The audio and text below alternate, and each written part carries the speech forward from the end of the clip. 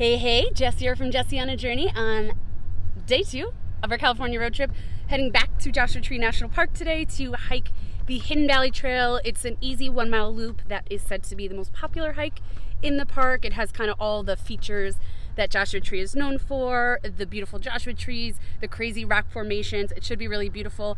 So get excited and let's go hiking.